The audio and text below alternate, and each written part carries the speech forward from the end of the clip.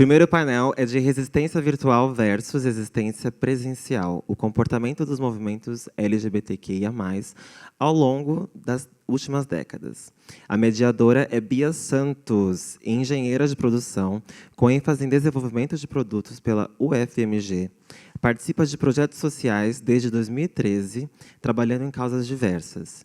Entrou na Todix em 2017, trabalhando na área de inovação e hoje é diretora de projetos, sendo responsável pelo gerenciamento de 7 projetos da organização, como a Todes Conecta, Todes App e Todes Embaixadores.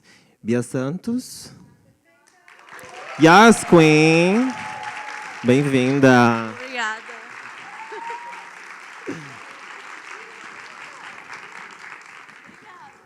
Nem eu sei, viu? Participarão desses painéis. Ai, gente, posso dizer que honra chamar essa pessoa. Poder dizer esse nome no microfone é uma honra, porque é uma inspiração. Vou dizer o nome para vocês entenderem de que eu estou falando, tá? Márcia Pantera. Yes!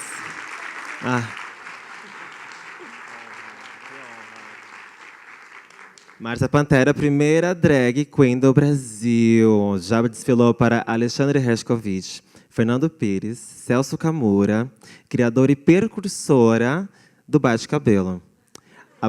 Aham. Temos cabelo. Check. Após 30 anos de carreira, e não parece, tá? Saiba disso, porque, né, black don't crack. Ainda trabalha nas melhores casas noturnas de São Paulo, em outras cidades do Brasil e até na Alemanha, onde colocou seus peitos, né, querida? Por favor, seja bem-vinda, sente-se. Falar uma coisinha bem básica. Talvez... Estou falando bem em português? Eu não falo português, eu não sei.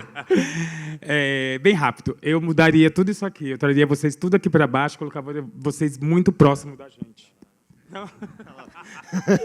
Eu vou te falar uma coisa básica. Mulher, eu já tive esse corpo. Obrigado, gente, pelo carinho. Vamos aproveitar de tudo isso e compartilhar sempre. Obrigado pelo carinho.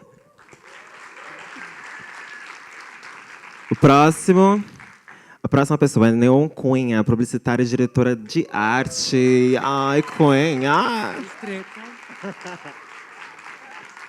Uma das maiores vozes do Brasil na luta sobre peraí, que é uma palavra um pouco complicada. Despatologização das identidades de pessoas trans. Recebeu da Alesp a medalha. Obrigada.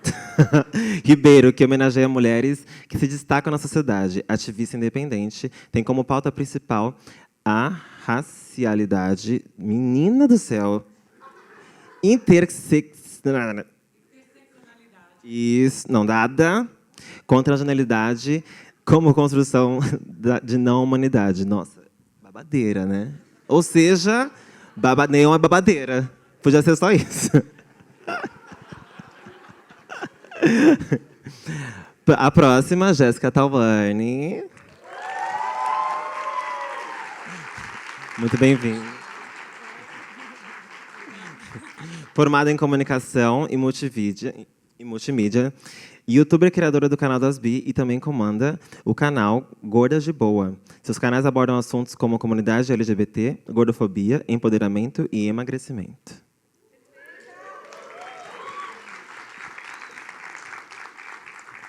O próximo, Vitor de Castro. Yes!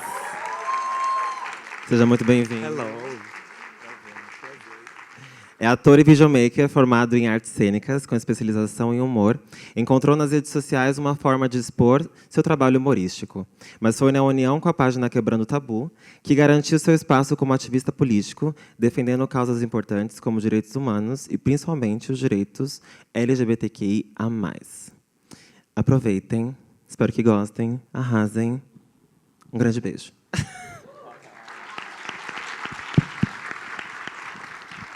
Gerson, traz o microfone para nós aqui. Vou deixar esse microfone do lado de cá para vocês. E aí fica mais fácil de a gente conversar, né? Oi, gente, estou aqui de novo. Vocês viram que não era eu a pessoa que ia conduzir o evento, ainda bem, né? Porque eu estava assim, ó, nervosa. Primeiro de tudo, eu queria agradecer muito a presença de cada um de vocês aqui com a gente. Um pouco da ideia dessa mesa vem ali do final do que o Renan estava falando, da pluralidade das nossas lutas. E discutir essa perspectiva diversa é muito importante, né? A gente não quer falar só com quem pensa igual a gente. Então, para começar um pouco, eu queria que vocês contassem um pouco da trajetória de vocês dentro da militância, como é que foi esse processo. E é isso, né? Uma conversa, gente. Quem quer começar? Maravilhosa. Então, tá, vamos contar a história do outro lado, né? Daquela história que não é branca, que não é cisgênera. Daquela história que não é burguesa, que não é da academia. Vamos falar de favela? Vamos falar da rua? Vamos falar de quem corria da polícia? Vamos falar de quem tinha a cara colocada no chão entre o coturno do policial e a calçada. Mas, mais do que isso, eu acho que a gente tem que pensar numa outra construção, e aí o Renan trouxe muito bem, que Stonewall acontece em 69. Em 68, a primeira operação de limpeza, de higienização do centro de São Paulo, promovida pelo delegado Riquetti, persegue as mulheres trans e as travestis do centro de São Paulo. O evento a que dá origem é muito importante. É a visita da rainha da Inglaterra. O Brasil é uma colônia. Para falar de avanço de conquista de população LGBTQIA, quando a gente pensa num fenômeno como Chicamani Congo. Mani, rei, rainha ou realeza de Congo. 1591 é considerada a primeira travesti não indígena do Brasil. Chica talvez não fosse nem travesti. Fosse uma outra identidade, talvez como Yandadu, da Nigéria. As travestis, as transexuais, as pessoas não binárias, os homossexuais, as prostitutas, trazem a celebração de Yandadu, a entidade que celebra a vida. Eu estava conversando com a Márcia, eu cresci vendo Márcia nas boates de São Paulo. Aí a gente estava conversando de um outro lado. A Márcia vem do esporte, vai se apresentar. Eu já frequentava o centro desde os 12 anos. Isso é 1982. As histórias já são contadas. As operações ainda estão em curso. Rondão, Riquete, Arrastão e Tarântula, a mais famosa pelo nome. E era exatamente isso. A gente não entrava em boates gays. A mais clássica para mim, e olhem o nome, HS. Homo sapiens, ou seja, os homens inteligentes. E a gente não entrava em boate, a gente ficava na rua. Eu fui ascender a um grupo que se chamava de modelões, as bem-vestidas, e aí você passa a frequentar a boate, porque você não é mais vista como a pão com ovo, quaquá, poc-poc. Isso para a gente entender que também esse processo tem, sim, além de identidade de gênero, temos que falar de gênero, nós temos que falar de condição, de classe social, porque a gente não gosta de gente pobre. A gente não gosta nem de ser pobre. A gente não gosta da favela, né?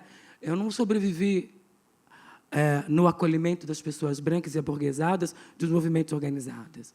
Eu sobrevivi nas casas de santo, no ilê de axé. Eu falava o pajubá. A gente não chegava e falava, e aí, mona, laroie, exu e parreoiá. O que eu dizia? Você fala a língua do santo? Eu saúdo Exu, que é o Senhor que abre os caminhos, e imediatamente, na sequência, eu dizia, aqui, orixá, eu pertencia. Eu sou de Iansã, eu parreoiá. Para dizer que, então, a gente poderia estabelecer uma conversa. Quando você fala com pessoas que sobreviveram à ditadura e relata os lugares onde os homossexuais eram tratados, sempre falam, eram os piores lugares. E os homossexuais acrescentavam-se aí as travestis. Isso é só para dar um contexto de onde eu vim, o que eu enxerguei, o que eu vivi, para me colocar nesse lugar de ativista por escolha pessoal, de um movimento que não dialogava com as minhas necessidades. Eu já não aguentava mais ser patologizada, codificada pelo outro, e pior, pelas minhas semelhantes. Quando eu resolvi, o que vai me botar nesse campo de visibilidade é uma ação muito bem construída. Eu não pensei assim, eu vou só ser uma ativista. Eu pensei sobre qual vertente? Primeira, de mulher negra, ameríndia e transgênera. Transgênera bem no final mesmo, que é a última condição de percebimento das violências. A primeira, por ser negra, eu me lembro com 8 anos, como disseram, olha, a gente não gosta de andar com você porque você tem cor de sujeira. Você tem cor do papel, que é pardo. Ser uma mulher preta, de pele clara, também tem as suas complicações, num país que voltou a discutir colorismo, principalmente nas redes sociais. Enquanto a mulher negra de pele escura, ou a pessoa negra de pele escura, carrega no fenótipo o imediatismo, a gente de pele clara é a lembrança do estupro da mãe, de nossas mães. A gente tem uma história da higienização no Brasil. Então, não é moreninha, é preta. A ameríndia, porque o Brasil se refuta a falar da proximidade com a América Latina. E, quando falam, vão dizer que Cuba é só comunista. E a última, a transgênero, quando você se percebe no gênero. Então, é uma condição dentro do gênero. Eu não estou numa disputa identitária. Eu estou numa afirmação de quem eu sou. E ai de você que não sabe lidar com isso. Então, quando eu vou pesquisar tudo e olhar tudo, até então a gente submete à sujeição do outro. É o outro que decide, mas você até parece mulher, você pode andar do meu lado. Você até tem uma coisa que eu considero ser de mulher. Mas você ainda não é legítima porque você é trans. Então, as pessoas cisgêneras vão codificar, porque esse é o papel, né? É a norma que detecta quem está fora do processo. Quando estourar o tempo, alguém avisa. É a norma que determina quem é a exclusão. É a proposta do queer, né? Do excêntrico, quem sai da periferia e vem para o centro. Quando eu percebo isso, entendo assim, não, mas eu também não quero ficar nessa condição menos humana. Vamos dialogar de frente para frente com o Brasil. Aí eu abri uma ação, eu paguei do próprio bolso, contratei o melhor advogado, que é o marido da Daniela Andrade, né? Só isso. E a gente fez um processo que eu pedi a mudança de nome e gênero e, na negação, morte assistida. Porque, para quem viu uma pessoa ter o miolo estourado na sua frente aos 16 para 17 anos, você sabe qual é o destino que foi reservado para você. A gente sabe de que a gente está falando num país em que uma mulher é assassinada na luz do dia, em Fortaleza, Ceará, por inúmeros homens, cai nas redes, e a gente não consegue juntar 1.500 pessoas. Mas fala, quando vai se falar da despatolização, quando vai anunciar-se novamente uma questão de ameaça sobre, com um termo de cura gay, 17 mil pessoas no MASP. Que sociedade é essa que elege, então, quem deve morrer? As pessoas não cisgêneras. Onde a gente está? Entendendo isso, eu abri uma ação, consegui, mas a ideia era chegar na OEA.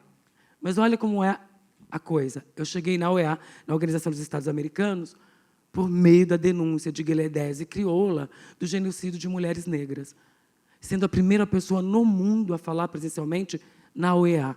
Que lugar ocupa as identidades não cisgêneras no mundo? E, a partir desse processo de entendimento, e aí não é uma disputa identitária ou etária, porque nós temos um problema de etarismo, quando eu olho para essa plateia, eu não vejo com ninguém com mais de 50 ou 60. Isso é etarismo brabo. Eu não vejo pessoas com deficiência. Isso é pesado. Eu vejo muito pouco das pretas de favela. Quando eu sou convidada hoje para qualquer evento, eu pergunto assim, a gente vai ter favela no evento? Dependendo do evento, eu não vou mesmo. A gente vai ter população egressa? A gente vai ter população de rua? Não vai ter. Então, com quem que a gente está falando? E esse é o meu rolê. Com mulheres encarceradas com homens, com população em situação de rua. E é isso, porque eu quero também pensar num outro ativismo que é muito maior. E eu estava vendo o Renan falando, eu vou lembrando de uma série de coisas que não são ditas. Por exemplo, quando a cena clubber avança no Brasil, e as drag queens passam a andar na rua e sendo respeitas como celebridades. Isso vai mudar muita coisa. Como a AIDS traz, como, por exemplo, Boy George cantando No Close to 28, de uma Inglaterra que estava criminalizando os homossexuais com a cláusula 28. Então, assim, você vai viver de uma série de coisas que não são vistas, que é, só para finalizar mesmo, de uma cultura marginal e popular. A gente não está cantando, a gente não celebrou Lacraia como a gente celebra a Linda Quebrada. Mas a Lacraia abriu o caminho. Vai Lacraia, vai Lacraia. Minha eguinha Pocotó. A Lacraia é o maior fenômeno de pele retinta. Isso muda tudo. Isso, a bicha, pão com ovo, está no Gugu, está no Fantástico, está em todos. Você não podia deixar de ver a pão com ovo, a Quaquá. E a gente tinha uma outra coisa que é o mais triste. Eu vim pelos Jardins agora, andando com o João Bertolini, meu máximo amigo que está aqui, E eu falava assim, que gente ruim, que gente cara feia, sempre azeda, né? É privilégio. Privilégio traz gente azeda, né? Porque a gente tinha uma outra coisa, que a polícia olhava para a gente, o bandido olhava para a gente, o cidadão de bem botava a gente para correr na Vila Buarque, no Arocho, colocava a gente para correr no Jockey, todos os lugares, em Osasco, Santa Amaro. A gente não podia andar na rua, que a gente ia ser executada. Mas tinha uma coisa incrível. Bicha, qual é o último metrô mesmo? Qual é o último busão? A gente vai se encontrar, faz o look, porque a gente tem uma coisa que gente com privilégio não tem. Aliás, a gente nem está resistindo a porra nenhuma. A gente existe. Quem resiste é o outro, que cria condição para a gente não chegar aqui. A gente tem uma coisa que essa gente azeda não tem. Como eu estava conversando com a Márcia, a gente esperava o domingo para comer a melhor mistura, porque a gente ainda celebra a vida.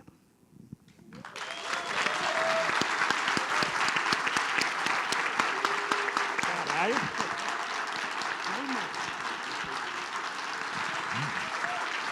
Ai, que eu vou falar agora, gente. Ai, Bi. Vou falar bicha porque é o que a gente fala sempre. Puta que pariu, eu não fiz faculdade. Eu fiz 7 faculdades, mas essa eu não tinha feito ainda. Aprendi muito. Parabéns. Vamos lá, gente, olha só. Posso falar, né? Claro. Pode ser em português mesmo? Sim. Tem legenda em alemão? Acho que português funciona. Ai, Entschuldigung. Olha só, gente. Eu também vou falar da periferia, da onde eu vim, né? Eu não sou, talvez eu poderia começar assim, falar... Bom, eu sou Márcia Pantera, sou drag queen há 30 anos, uma carreira maravilhosa, viajo, faço... Mas para mim falar tudo isso, que eu posso dizer tudo isso foi tudo conquista, não foi nada ganhado. Eu trabalhei muito por isso. Eu apanhei muito por isso. Mas eu tive uma família tão maravilhosa, vou voltar um pouquinho para trás. Eu podia começar meu texto assim, ai, sou de família humilde, o caralho. Sou de família maravilhosa, cheio de riqueza, cheio de cultura, cheio de educação, e que me trouxe um pouco do que eu sou hoje. Não tinha problema comer arroz e feijão e um ovo, que no domingo tinha macarronada, que delícia, viado! E essa macarronada a gente comia na segunda também, viu? É. Então, eu acho que a minha família, sim, humilde, mas com uma riqueza maravilhosa. E eu vim, né? Eu me conheci gay aos meus 10 anos. Eu acho que na escola eu sofri meu primeiro preconceito, mas eu também não me lembro, porque eu não sabia o que era. Né? Eu nunca sabia o que era. Viado, bicha, pederasta, não sei o quê. Para mim era uma palavra que vinha, mas até eu entender o que era isso, foda-se para o outro. Porque o preconceituoso era o outro, não era eu. E eu fui vindo, eu lembro do meu primeiro beijo, que foi com uma menina de 13 anos. Que ela beijou, eu falei assim, você babou na minha boca. E a vida continua, e aí eu me joguei no esporte, um voleibol que eu amo tanto, e joguei durante alguns anos em vários lugares. Sofri, sim, preconceito por ser gay, porque eu era assumidamente gay, e eu escutei de alguns técnicos dizer para mim, isso eu estou falando um pouco do Márcio, tá? Antes de chegar essa Márcia aqui, maravilhosa. Aí eu lembro que eu sofri alguns preconceitos em alguns clubes, porque os técnicos falaram para mim, eu não posso ter você na minha equipe. Você joga muito, você é um ótimo atleta, mas você é gay. E eu não entendia, por que não? Porque vai ter muita gente se espelhando em você, como atleta.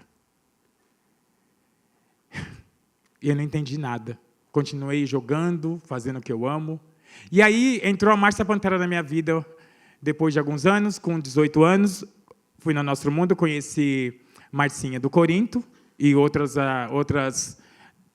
transformistas e travestis maravilhosas, e eu falei, Deus, eu quero fazer isso.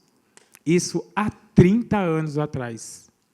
Eu tenho 49 anos. Esse ano eu faço 50 anos. Então, eu estou muito feliz com a minha vida e até muito feliz com tudo que eu passei, porque eu aprendi muito. E aí minha vida veio e veio, fui batalhando, fui correndo atrás, às vezes fazia show sem cachê, voltava para casa, que eu moro na Brasilândia, ainda moro na Brasilândia, tá? E eu não tinha dinheiro para pegar ônibus, eu passava por baixo. Então, essas drags que estão acontecendo hoje, está tudo beijado, mastigado de boca para vocês. A internet veio para ajudar? Muito. Eu não tive internet para me ajudar. Eu não tive a internet que tem agora para me ajudar. Foi tudo conquista, foi tudo na raça. Mas eu escutei dos amigos meus que somos todos iguais. Eu entendi que até parece que somos todos iguais, mas não somos, não. Tá certo, não somos? Não. Tá? É que às vezes eu me perco. Então, eu acho que aquele branquinho tem muito mais valor na hora de chegar numa empresa que entrega o currículo, que não é nem a mulher que vai escolher a pessoa, ela pega o currículo e coloca aqui. Quando eu chegava a dar o meu currículo, eu colocava aqui no lixo. Então, aonde que esse país é igual para alguém? Eu me vejo igual a vocês, sabe por quê? Eu não vejo nada diferente de vocês. Porque minha família me ensinou que somos todos iguais. De verdade. E o pior de lembrar, que não é pior, mas também não é aquelas coisas, é de lembrar que nós, gays, também somos extremamente preconceituosos. Precisamos lembrar disso. Porque, como ela também disse, quando alguém mexe com um, parece que mexe com todos. Mas cadê a gente levantando essa bandeira e levantando a mão e batendo no peito que eu sou o que eu sou? Quem disse para você que eu sou gay? Alguém anda com rótulo na testa aqui? Quando vamos na fila do banco, no hospital, alguém está com uma taxinha escrito gay? Eu sou do jeito que eu sou, me amo do meu jeito e eu não tenho problema nenhum com isso. Então, que mundo é esse que a gente vive, que estão matando a gente pelo jeito... Eu não sei se vocês conseguem me entender, porque eu sou assim. Ah lá, eu escutei, hoje eu vi no Uber que o cara falou para mim, ele me pegou em casa e falou, você é o Márcio? Eu falei, sou. Né, eu montada. Eu falei, não, eu sou a Pantera. Aí o seu Márcio, eu falei, sim, eu sou. Ele falou, cara, eu te conheço, eu era pequenininho, eu tinha 3 anos, não é que é muito, não é muito pouco. Eu tinha 8 anos, você passava na minha rua, subia, descia, e os caras falavam, lá, já vem vindo não sei o quê. Eu não lembro agora o que eles falavam. Mas, e eu nem me ligava nisso, sabe por quê? Eu não estou preocupado com o olhar do outro, gente. Estou preocupado com a minha vida. Preocupado com o que eu posso fazer de bom. Gente, vocês perceberam como o tempo passa rápido? Alguém já percebeu? Ela acabou de dizer, cadê os homens mais maduros, as pessoas mais maduras, os gays mais maduros? Cadê?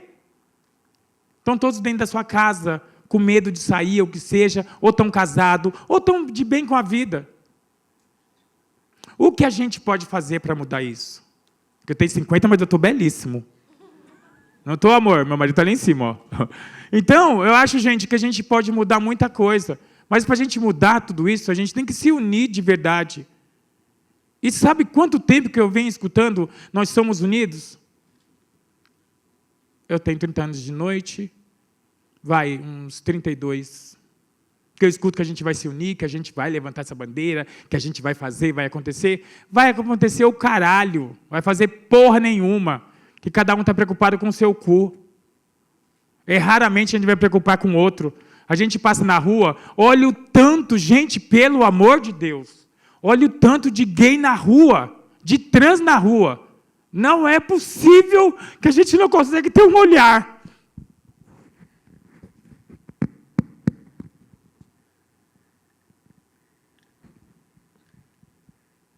Não é possível que a gente não consegue enxergar o outro. E a gente está lutando para quê?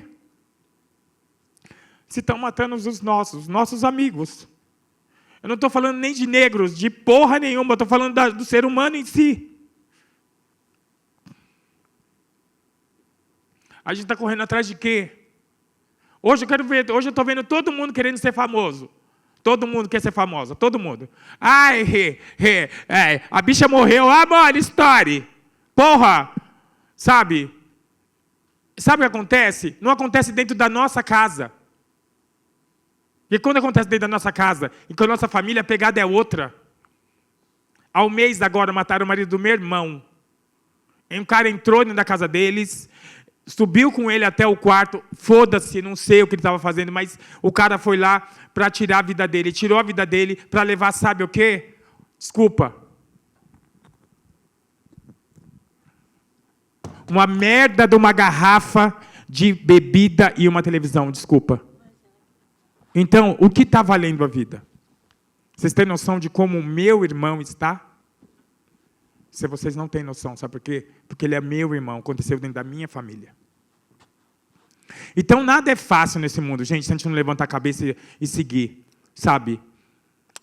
Eu sofri racismo agora, né, há 3 anos atrás, 4 anos atrás, na porta da boate onde eu trabalho, há 17 anos. Quase me mataram. 3 gays. Vocês têm noção do que é isso ou não? E eu cheio de vontade de viver, de estar aqui nessa terra e fazer da minha passagem a melhor possível.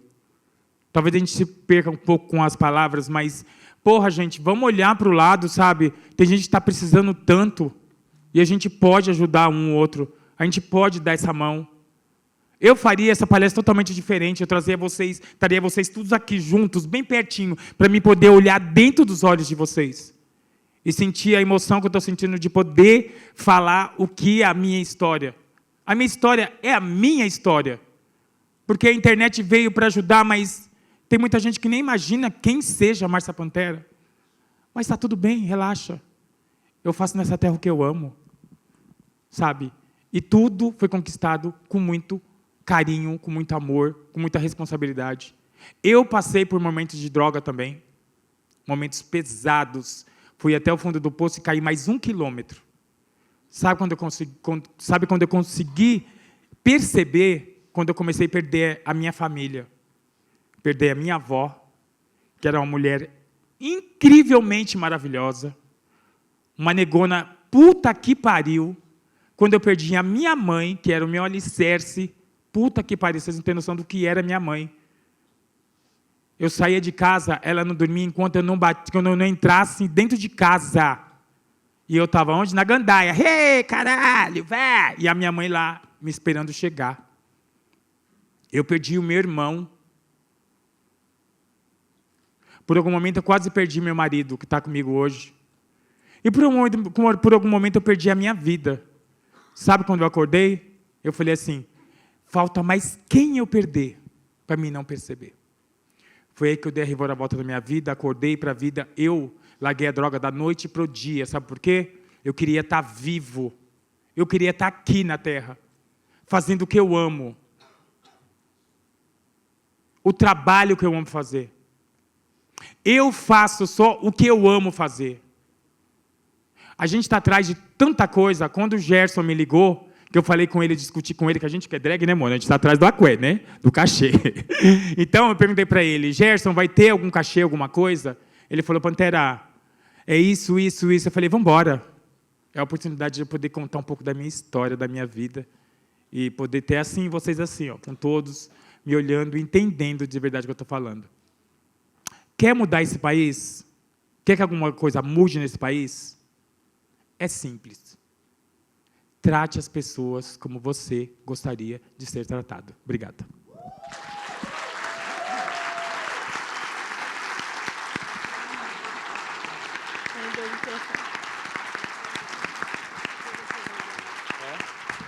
Todo mundo mão para cima. Eu olho todo mundo, está mesmo? Todo mundo mão para cima. Querem perceber a gente se arrepiar? Que delícia. Eu faço isso em todos os lugares que eu tenho oportunidade. Todo mundo grita e aplaude muito.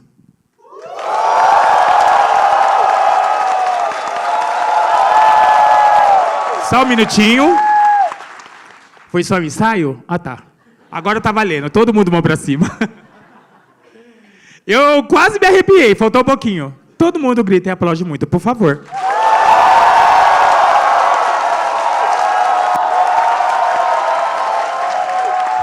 Ui. Gravou? Gravou. Obrigada, gente. É isso, é disso que eu estou falando, dessa força, dessa energia e dessa união que a gente tem. Obrigada.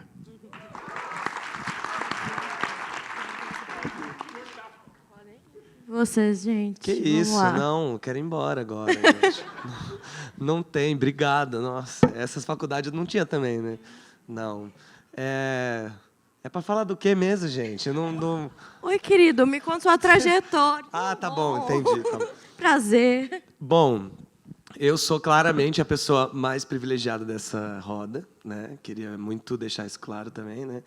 Porque eu sou um gay do interior, de uma família muito religiosa, então o meu recorte muito vem por tudo que eu passei, por ter vindo de uma família muito católica, de ter sido acreditado, né, que o ser gay era errado, completamente errado, e qualquer coisa que cheirasse a homossexualidade ou a qualquer coisa do tipo ia me levar direto para o inferno. Então eu cresci com isso na minha cabeça, apesar de também ter vindo de uma família de ter uma família que, apesar de não ter dinheiro, tinha muita estrutura. Então eu nunca passei por nenhum outro perrengue que não fosse esse, entendeu?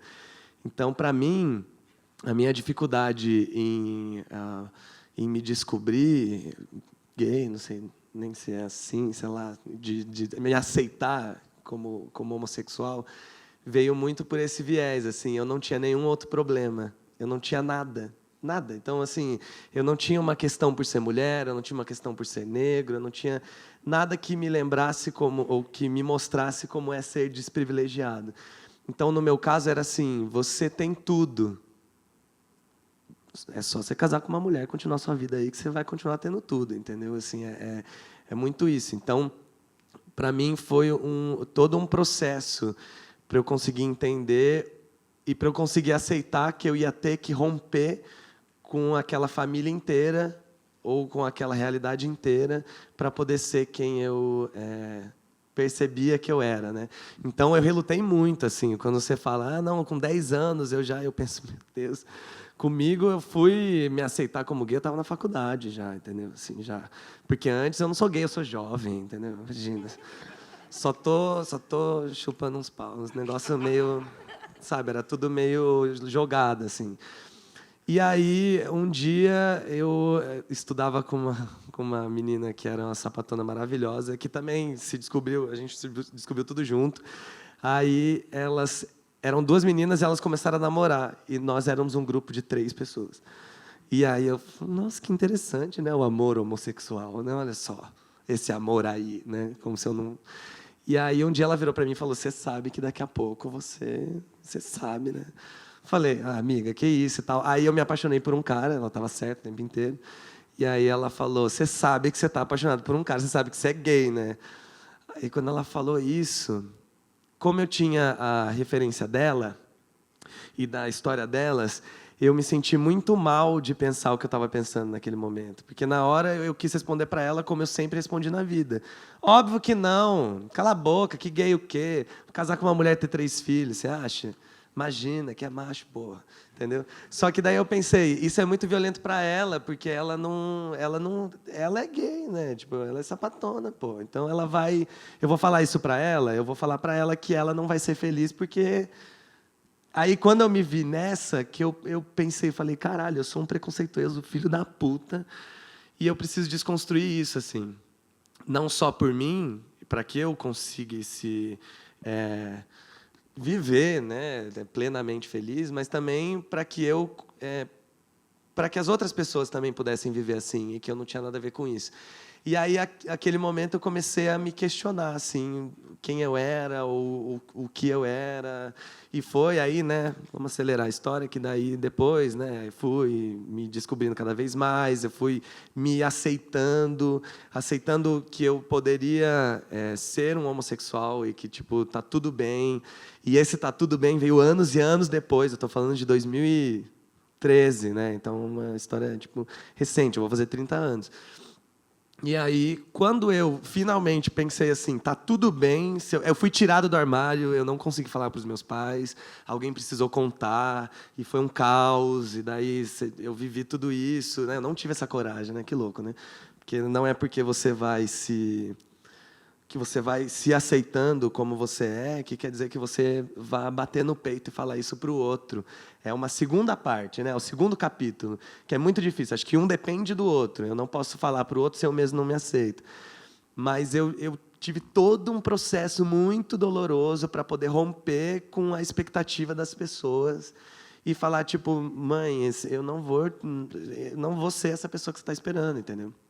Então, eu faço esse recorte porque, no meu caso, o meu maior problema era pessoal, né? Por isso que, ouvindo vocês falarem, aí eu fico pensando, nossa, que louco, né? Tipo, que louco, né? Que assim, que idiota, né? Porque, não é verdade? Você não se sente um pouco idiota? Fala que sim, obrigado. Porque eu fiquei pensando, para mim, isso era um problemão, entendeu? Vou ter que romper com a minha família, vou ter que romper com a expectativa que colocam na minha cabeça, de que você só é 100% pleno quando você constitui uma família. E para constituir uma família é homem, mulher, filhos, né? Que daí vem uma outra discussão, né? Que se você for casado, mas não tiver filhos também, você não preencheu todos os pré-requisitos para ser uma pessoa. E aí, mas enfim, né? As pessoas têm trajetórias muito pessoais, assim. E quando eu finalmente consegui falar sobre isso com a minha família, falar sobre isso com os meus amigos, conseguir me abrir para ter uma relação de fato com outro homem, para que eu falasse, não, eu não sou um hétero, né? Beijo, Carlinhos Maia. Eu não sou um hétero que namora um outro hétero. Eu sou um homem gay que estou apaixonado por um outro homem, é isso. Eu não estou vivendo uma relação homossexual, eu sou homossexual, né? E quando eu finalmente aceitei tudo isso, você vê que o processo às vezes é lento, né? Homens. E daí, depois que eu passei por todo esse processo, que eu falei, então eu, como uma pessoa que sabe me comunicar, posso começar a comunicar isso para outras pessoas e posso começar a falar sobre isso com outras pessoas. Já que eu passei da minha barreira pessoal, eu passei da barreira da minha família, o que mais? Quem que está precisando ouvir isso, entendeu? E aí, desde 2013 para frente, eu comecei a me juntar mais, aprendi muito com você, viu, Jéssica? Obrigado. E... Ai, para. E aí eu fui, né? Porque daí a nossa geração já pegou a internet como esse lugar onde as pessoas já estão lá falando quem elas são. Então, você tem, pelo menos, você consegue ter um contato com uma outra realidade que pode te abrir os olhos e você falar, olha só, acho que você se conhece mais vendo também o outro, né? Acompanhando isso. E eu sempre fui uma pessoa muito empática, então, para mim, sempre foi mais fácil. E quando eu entendi que eu, por ser um homem branco, higienizado, etc., eu sou mais ouvido que as pessoas, que as pessoas, eu acho que todo mundo devia ter isso, mas a sociedade bate muito mais palma para mim do que vai bater palma para elas, por exemplo, né? E aí eu fiquei pensando que, então, eu preciso usar esse espaço com responsabilidade. Eu não posso chegar e ficar, não, então agora eu vou falar sobre a minha vivência como homem gay. Eu falei, não, pera, mas tem pessoas que precisam ouvir mais coisas, e tem pessoas que precisam ser ouvidas muito mais que eu, etc. E aí eu comecei a entrar, e eu percebi que não era nada a quem interessava eu começar a falar da minha trajetória, sabe? Eu falar, ai, tadinho de mim, tive que sair da igreja, tipo, foda-se, sabe? As pessoas estão morrendo. E aí foi um momento em que eu entrei no Quebrando Tabu, que foi um lugar onde eu poderia ter espaço para contar outras histórias que precisavam ser contadas. Então, contar a história das pessoas trans, ou chegar com o microfone e a câmera para que essas pessoas contem as próprias histórias, que eu acho que é uma coisa também que falta bastante. E o Quebrando, ele é essa plataforma que permite isso. A gente tem, né, uma série de pessoas que são criadoras de conteúdo lá, tem uma equipe bem diversa, mas cada um poderia, dentro do que quisesse falar, e além, assim. Então, eu fui entrando para o universo LGBT para conseguir entender mais quais eram as outras realidades, quem precisava mais, Então, vamos levar mais, vamos discutir isso, vamos chegando, entendeu?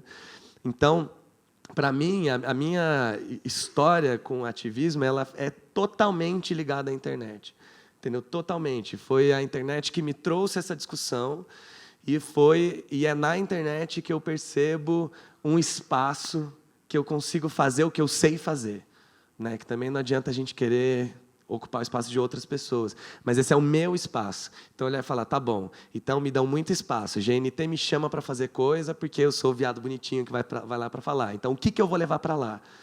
entendeu? O que eu vou levar para o Quebrando Tabu? O que eu vou levar na Warner que me chama numa mesa para falar de tal coisa? Então, eu acho que a internet hoje ela é uma potência, assim, ela é um microfone aberto, sabe? Você sabe essa expressão, né? Então, eu acho que Uma delas. Hã? Uma delas. Uma delas, sim. Ela é uma... Isso, obrigado, Nel. Ela é um microfone aberto que está ali, entende? Então, eu acho que isso tem duas partes, né, para finalizar isso que eu estou falando. Mas tem o lado bom, que é nós que somos criados com um celular na mão, nós que temos o privilégio de ter um celular que tem acesso à internet, temos o privilégio de ter um 3G que preste, a gente tem um privilégio, a gente precisa usar tudo isso também para a nossa desconstrução e para a desconstrução do próximo, né? Então, por isso que eu acho que a internet ela é uma dessas potências e, no mundo de hoje, ela é uma potência muito potente e que precisa ser usada com muita responsabilidade. O lado ruim disso é que a gente esquece que a vida real acontece fora da internet, né? A gente esquece que as pessoas que mais precisam ouvir aquelas coisas não têm acesso à internet. Que as pessoas que mais estão morrendo por LGBTfobia são as pessoas que estão na periferia do Brasil. São as pessoas onde o acesso à internet é negado. Então, eu não estou ajudando elas falando coisas na internet, entendeu? Eu preciso, de alguma maneira, furar essa bolha e chegar nisso. Então, essa discussão da internet ela é muito delicada e ela tem que ser feita.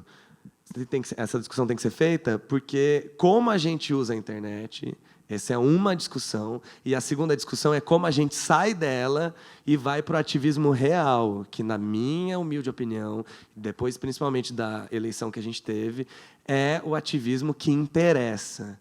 Tipo, é o ativismo que salva, sabe? Que pega de fato, é o real. Mas, na internet, a gente pode construir algo que vai dar toda a base ou que vai, principalmente, criar narrativas, mostrar narrativas para que a gente atinja um público, para que, no final das contas, a gente volte para o real. A gente nunca pode achar isso, senão também a gente fica assim, eu faço tudo que eu posso fazer, porque toda vez que o Razões para Acreditar posta um negócio, eu compartilho. Então, a minha vida de ativismo já está sanada, entendeu? E eu acho que não. Acho que são os dois trabalhos que a gente precisa ter, entendeu? Por isso que eu acho que eu até me incomoda um pouco da gente estar assim, porque parece que a gente vai debater uma realidade que é contraponta à outra, né? Mas eu acho que, na verdade... Às vezes eu sou loira também, não se preocupe. Não, tá ótimo. Eu nem dizia por isso. Não, eu falava mais por ter uma divisão, assim, ali estão as bichas velhas que estão fora da internet, aqui são as bichas conectadas. E eu acho que não, assim, eu acho que... Querido, eu tenho um Grindr.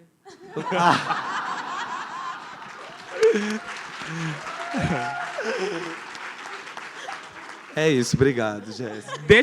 Deixa eu só fazer uma coisinha bem rápida. Eu queria fazer uma pergunta para vocês, na verdade. Posso? Pode. Tomei seu lugar um segundinho. Vocês, gays, vocês são gays, né? Eu não. Levanta a mão quem é gay. O resto não é, gente? Tô brincando. Gente, olha só. Vocês acham, o que vocês acham? Se entrar, que a gente não vota ninguém, né? Muito gay não vota ninguém. Eu votei. Mas se a gente tiver, pelo menos assim, com aqueles deputados federais, deputados estaduais... que mais tem senador, governador, nunca vai ter uma bicha governadora. Mas vai chegar. Vocês acham, se essa bancada nossa aumentar, vai mudar alguma coisa? Levanta a mão quem acha que muda alguma coisa. Outra pergunta. Estou sendo de pergunta agora. Gente, o que vocês acham a bancada evangélica? O problema é deles. Ajuda alguma coisa nós, gays, ou querem nos fuder? Que levanta a mão quem acha que eles querem nos fuder. Eu já estou com o meu cu já larga. Desculpa, gente. Mas, gente, vocês conseguem entender o porquê o que eu disse da união? Se a gente levar gente da gente para colocar lá dentro, né? E outra coisa, se não for corrupto também, né? Porque se eu entrar e a bicha me oferecer... Segue o baile, gente.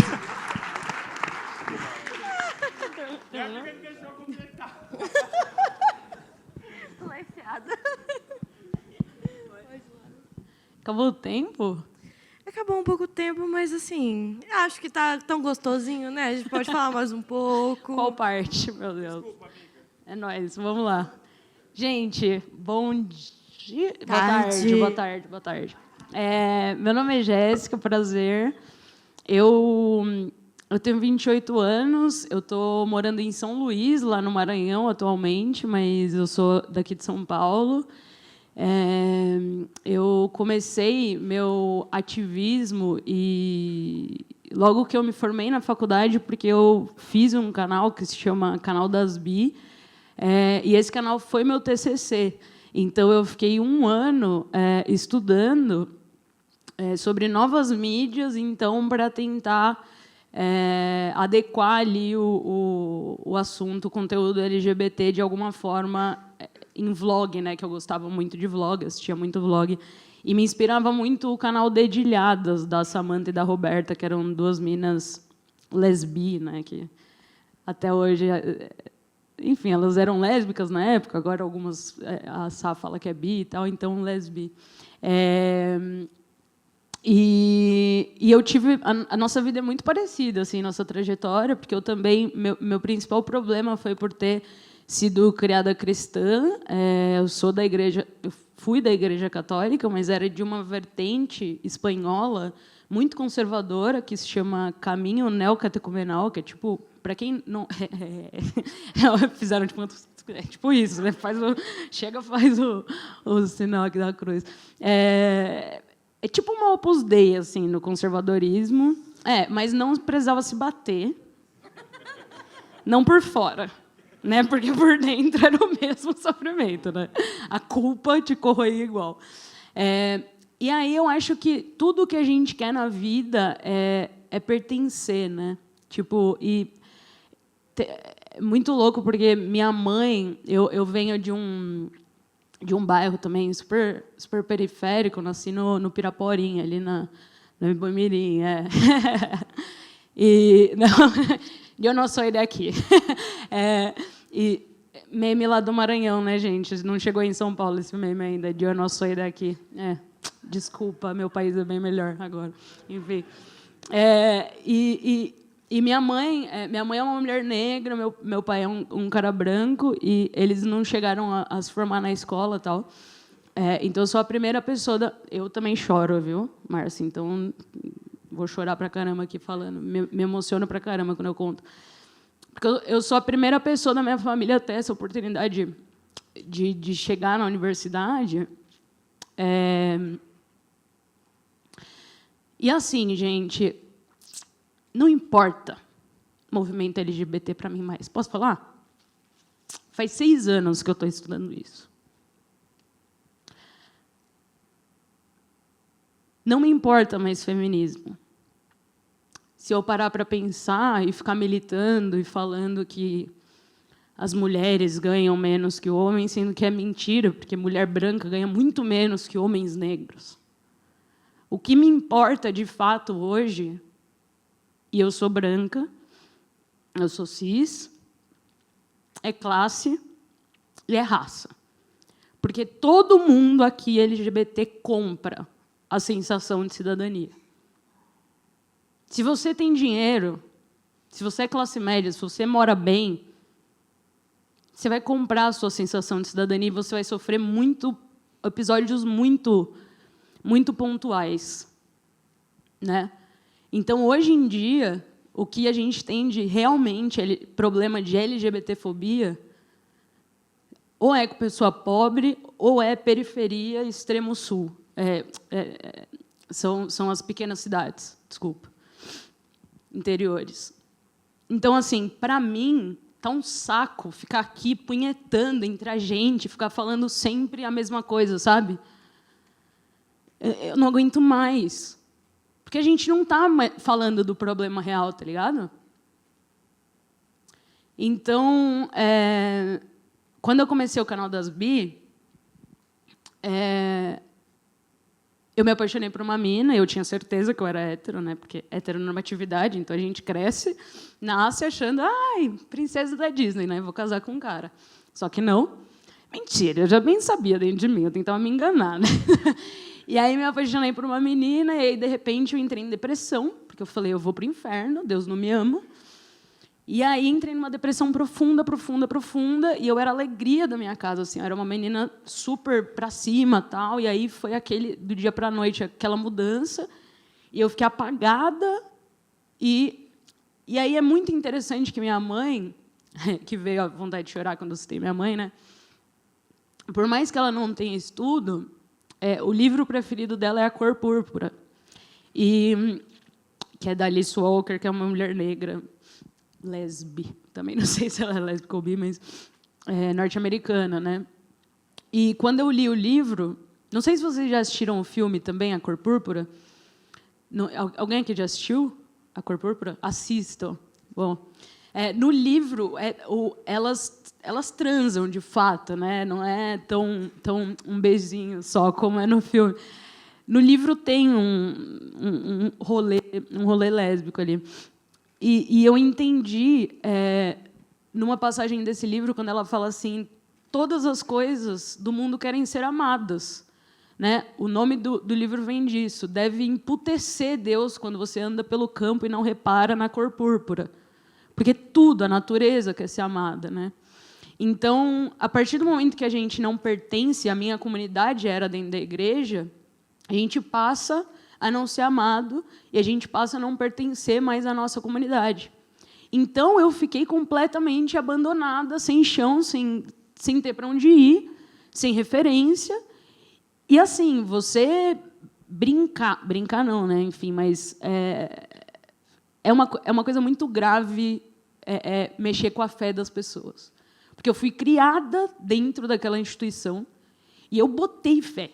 E quando você bota fé, é uma lavagem cerebral, você bota fé, entendeu? Quando você fala eu boto fé, é porque você botou fé.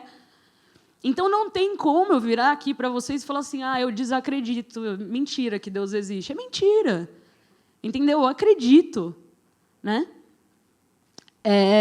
Passei por o pão que o diabo amassou, fiquei mal, me afastei da igreja, aí para encurtar, né, que isso daí daria 2 horas aqui de conversa, mas até o momento que eu me aceitei para mim, que é a parte mais complicada, tal, falei para a família, chegou na hora de me formar, falei, se pá, tem mais gente que passou por isso, ou que está passando por isso por aí, principalmente na pegada religiosa, né, até porque o canal Dedilhadas, que tinha no YouTube na época, as meninas são ateias, então, tipo, até era uma coisa que eu queria, eu precisava, tipo, eu não tinha com quem meio conversar, né, tipo, então, e aí eu comecei a fazer esses vídeos, só que sempre numa sensação de, só a minha visão, a mesma coisa que você disse, né, é muito unilateral, eu sou uma sapatão, então, e aí, tem galera bissexual, tem a galera trans. E aí eu comecei a conhecer um monte de gente e, literalmente, eu tinha acabado de me formar, eu colava nos eventos de militância, ficava esperando a mesa acabar, ia nas militantes e falava, oi, tudo bom? Eu sou a Jéssica, eu tenho um canal no YouTube, é assim, assim, assado, você topa ir lá na minha casa para a gente gravar? Tal? Tipo, e foi assim. E aí, junto, tudo o que estava acontecendo ali no YouTube, eu estou aprendendo junto com a galera que está assistindo, né? Então, vídeos marcantes, assim, quando a Daniela Andrade conta a vida dela no canal, é um vídeo que mudou minha vida. Indianara, quando ela conta também, Indianara Siqueira, que é uma militante do Rio de Janeiro, ela deu uma entrevista para a gente maravilhosa, tal, e a gente conseguiu, então, fazer muito conteúdo LGBT e ter uma relevância. Porém, eu também tenho uma coisa muito parecida contigo, que é a empatia. Só que a minha empatia ela é num grau que chega... me faz até mal. Nossa. Eu não imaginava o que era o problema, mas quando a galera começou a escrever para a gente, tipo, eu falei assim, se vocês estiverem passando por alguma coisa, manda e-mail, troca ideia, conversa, vamos lá, estamos juntos, tal. Começou a chegar muita coisa, só que coisa do interior do Brasil, e coisa que eu não fazia ideia que estava acontecendo. Então, era mais do que violência física, era violência psicológica, do tipo, o moleque se assume, o pai bota a arma na própria cabeça e fala, você vai ser gay? Você tem certeza que... Falando isso, o menino vai e escreve para a gente, tipo, o que eu faço? Meu pai está com a arma dentro de casa e se eu for... já me dá vontade de chorar, só de lembrar. Né? Cárcere privado, que é a coisa que mais acontece com os jovens. Tem, assim, a suspeita, o jovem não pode ter acesso ao celular, não pode entrar na internet, fica trancado o dia todo em casa. Violência, como eu disse, é bater e espancar e tal. Um dos últimos casos que a gente estava, esse ano, lidando, foi uma mina que os pais descobriram, e aí obrigaram ela a casar com um cara, e o cara era tipo muito mais velho que ela, e estava fazendo ela comparecer enquanto esposa, e ela era lésbica. E ela tinha, tipo, sei lá, 18 anos. Isso no Brasil, né? E quando a Márcia fala que tem gente LGBT na rua, é pela mesma razão do porquê tem gente LGBT nos telemarketings, no call center e no McDonald's, porque a gente não pode ficar em casa, a gente é convidado a se retirar, assim, ó. Não é?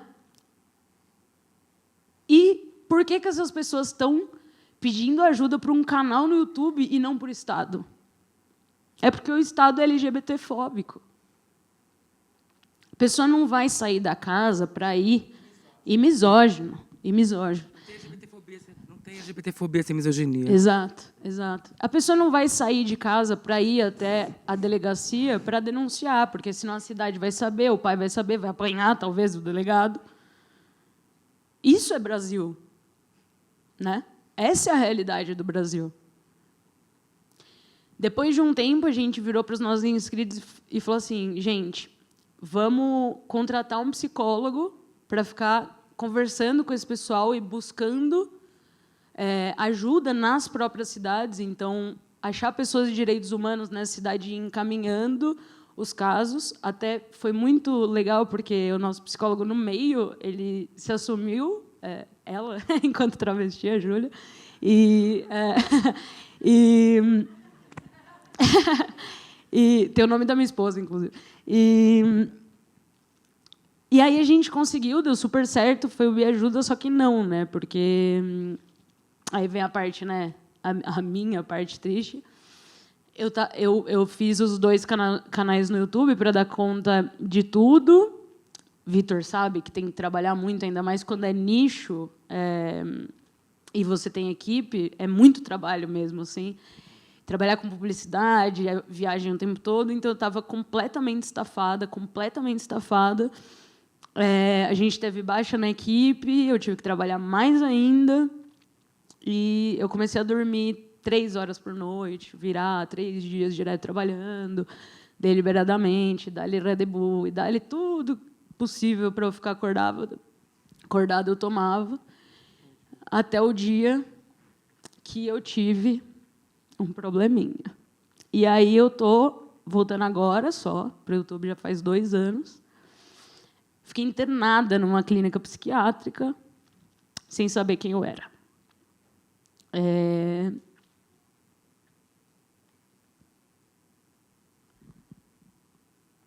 Quase me matou.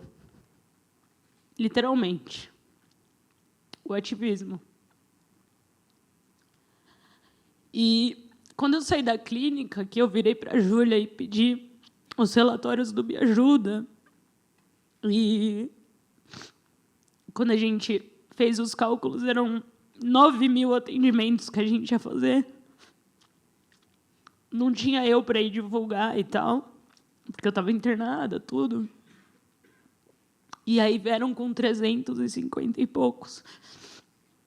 E aí eu lembro que eu estava até com uma amiga minha que trabalhava numa das empresas que ajudou, que patrocinou o projeto e tal. E eu chorava, assim. Só 300. E aí essa minha amiga virou para mim e falou, 300? Em um ano, foram 300 pessoas. E não foi nada. Mas foram 300 pessoas. Eu fico muito desesperada porque eu não sei onde essas pessoas estão. E eu não sei para quem elas estão pedindo ajuda. Eu não confio nas pessoas. Eu confio em mim. Porque eu faço parte dessa comunidade agora. Eu achei minha comunidade de volta, né? Isso é bom. Mas a gente não pode mais adoecer e nem se adoecer no caminho, né? Eu sinto que a gente pesou a mão um pouco e desaprendeu a dialogar entre nós.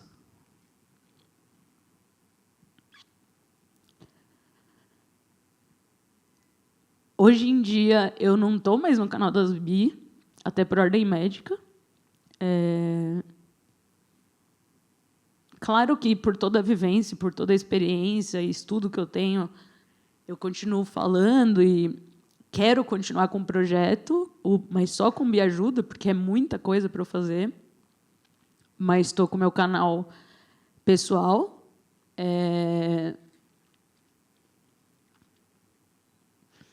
Mas eu acho que, de fato, se a gente não entender que o nosso problema ele é muito mais estrutural do que só um problema de sexualidade e de gênero, as coisas não vão mudar mesmo. E, como a Márcia disse, se a gente não se enxergar aqui, ó, enquanto comunidade, de fato, não levantar e não sair do zero para se ajudar, né, não? As coisas não vão.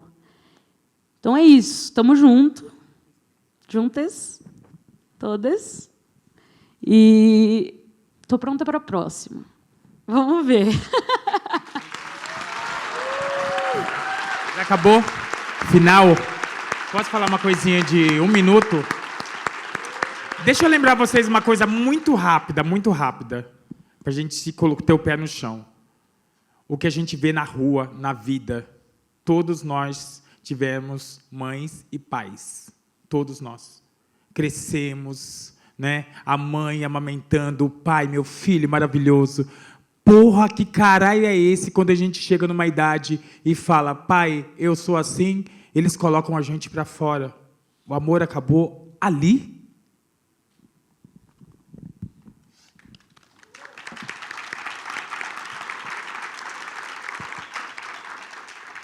Gente, a gente mais que estourou nosso tempo aqui. Gente, poderia ficar... O evento poderia ser só nós aqui, né? Mas, assim, acho que tem muita gente para falar.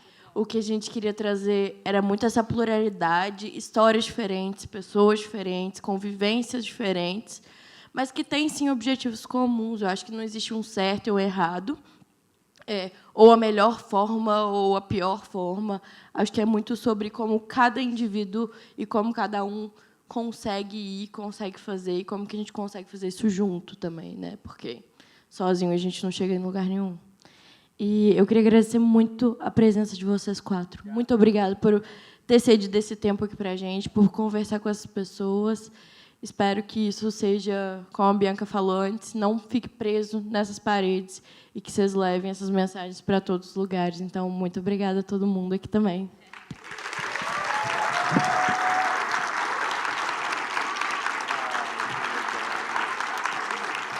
Ai, não posso sair sem falar isso. Eu tenho certeza absoluta, eu sei exatamente o que eu estou dizendo, que vocês queriam estar sentados aqui para dizer alguma coisa para a gente. Tenho certeza. Quem levanta a mão, quem não gostaria de estar aqui sentado? Mentira, 2 pessoas? Então, não tenho certeza de mais nada.